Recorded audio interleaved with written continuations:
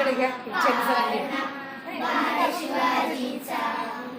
गाली तीर लावणी वाडा काजळ झाला डोळा उंची अंगण घालून त्याच्या पायी घुंगर वाळा गाली तीर लावणी वाडा काजळ घाला डोळा उंची अंगण घालून त्याच्या पायी घुंगर वाळा